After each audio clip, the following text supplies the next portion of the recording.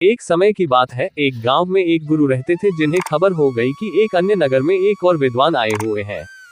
वे अद्भुत ज्ञान के मालिक थे और आगे बढ़ने के लिए सबकी सहायता कर सकते थे। ये खबर सभी को बहुत पसंद आई और सभी लोग उस नगर में उनसे मिलने के लिए जूझने लगे।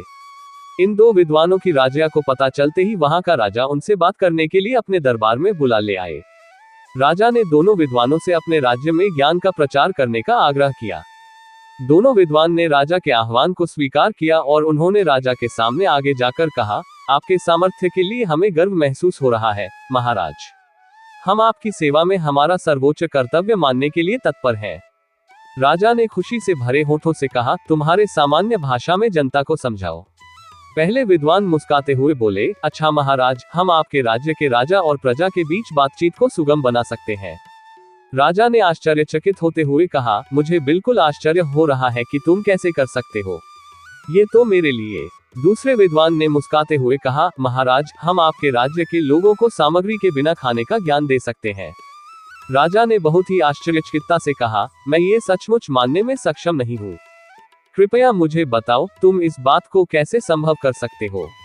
पहले विद्वान ने कहा, महाराज, हम विज्ञान का उपयोग करके एक ऐसा उपकरण बना सकते हैं जिससे हम राजा की मर्यादा के साथ बातचीत कर सकते हैं। यह उपकरण हमारे बहुत सारे प्रयोगों को सुलभ बना सकता है और आपके ग्रामीणों के बीच सामर्थ्य का निर्माण कर सकता है। दूसरे विद्वान ने कहा, महाराज, हम खाना खाने की जरूरत के बिना एक ऐसा प्रयोग बना सकते हैं जिससे खाने की जगह नहीं होती है। यह उपकरण आपके लोगों के लिए आरामदायक और स्वास्थ्यप्रद होगा। ये सब सुनकर राजा बहुत प्रभावित हो गए और उन्होंने दोनों विद्वानों का स्वागत किया और अपने राज्य में इन उपकरणों का प्रचार कार्य करने के लिए उन्हें सौभाग्य दिया। दोनों विद्वान ने राजा की प्रशंसा करते हुए उनकी सेवा में खुशीपूर्वक काम किया और सभी लोग उन्हें प्रमाणित करते थे। इस कहानी से हमें ये सिखाया जाता है कि समय के साथ ज्ञान विकसित हो रहा है और बहुत से अद्भुत आविष्कार हमारी मदद कर सकते हैं।